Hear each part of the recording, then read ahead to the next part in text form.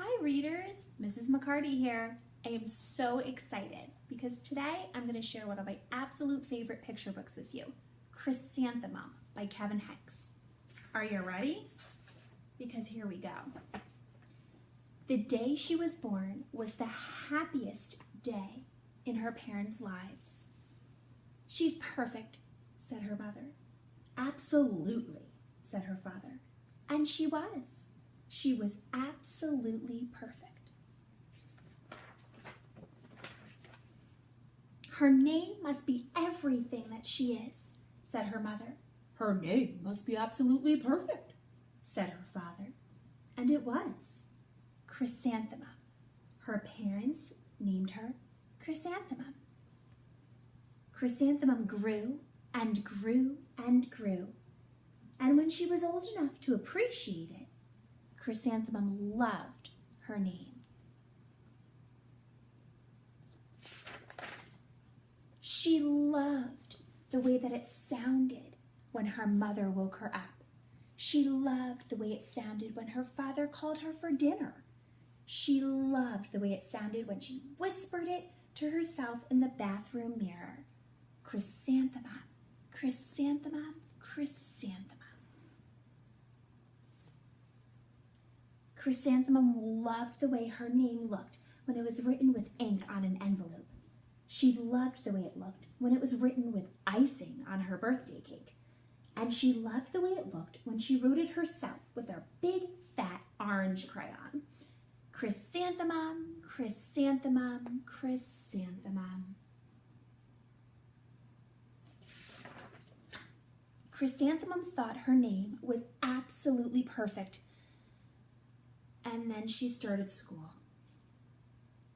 On the first day, Chrysanthemum wore her sunniest dress and her brightest smile. She ran all the way.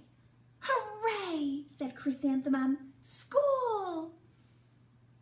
But when Mrs. Chud took roll call, everyone giggled upon hearing Chrysanthemum's name.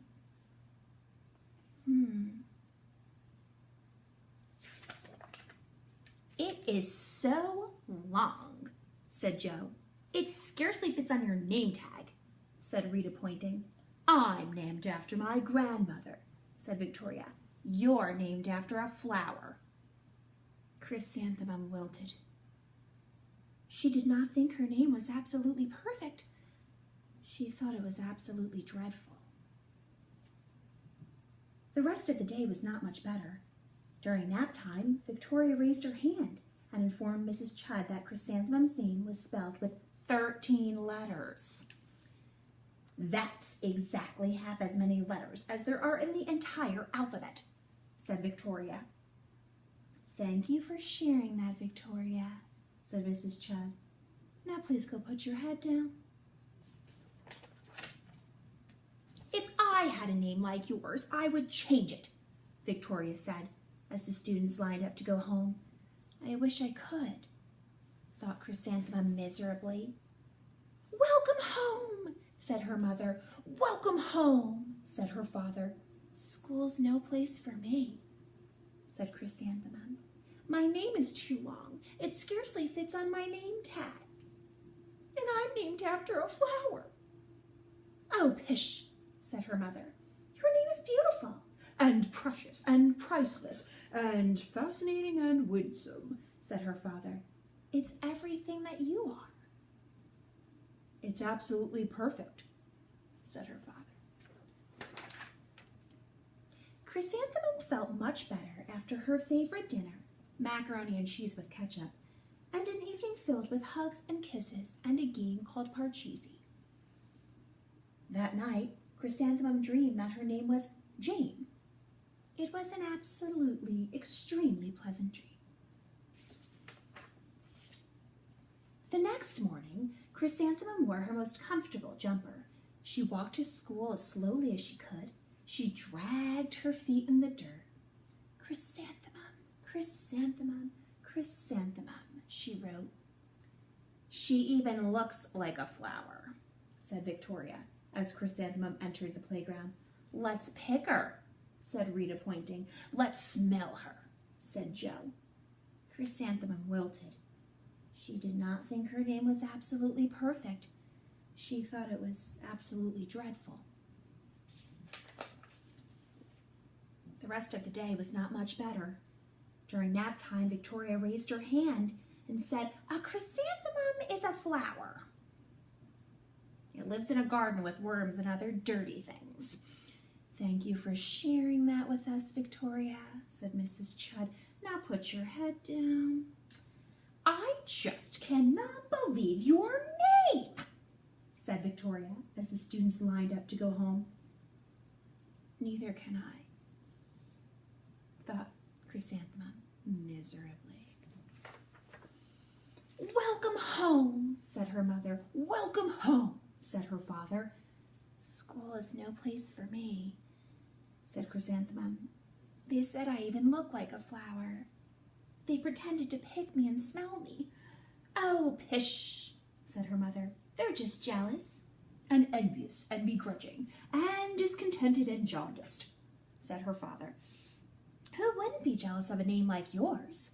said her mother. "After all, it's absolutely perfect," said her father. Chrysanthemum felt a trifle better after her favorite dessert, chocolate cake with buttercream frosting, and another evening filled with hugs and kisses and parcheesi.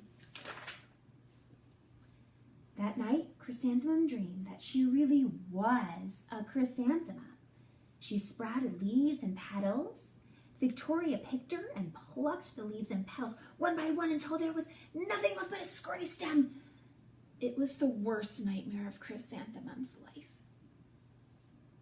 Chrysanthemum wore her outfit with 7 pockets the next morning.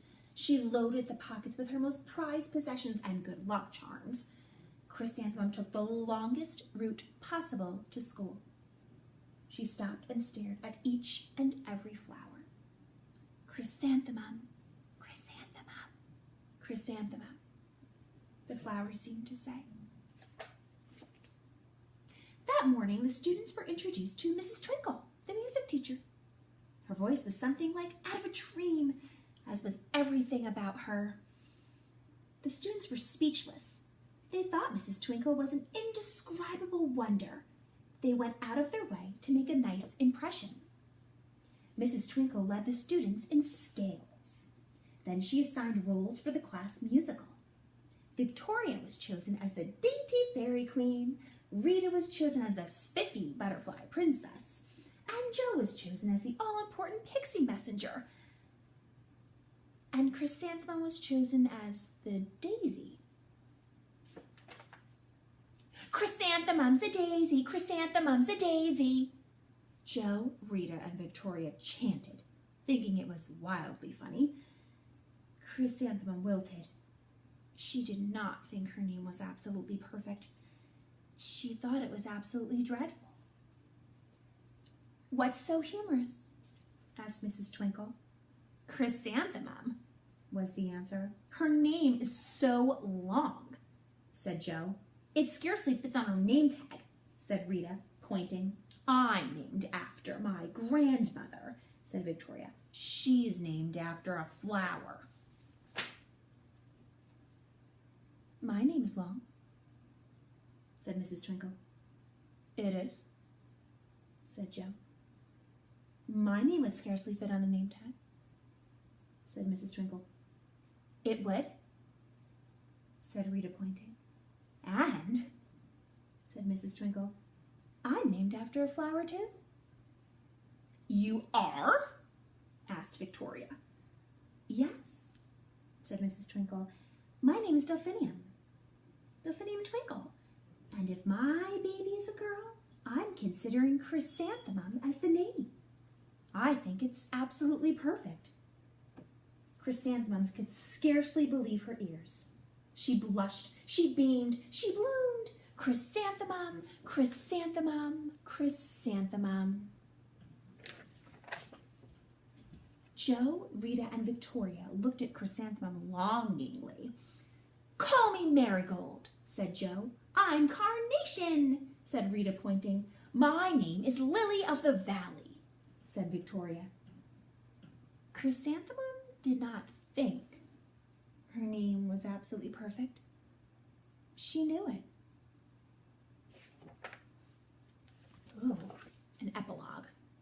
stories ended. Here's the rest. Overall, the class musical was a huge success. Chrysanthemum was absolutely perfect as a daisy. Victoria made the only mistake. She completely forgot her lines as the dainty fairy queen. Chrysanthemum thought it was a wildly funny situation, and she giggled throughout the entire Dance of the Flowers. Eventually, Mrs. Twinkle gave birth to a healthy baby girl, and of course, she named her Chrysanthemum.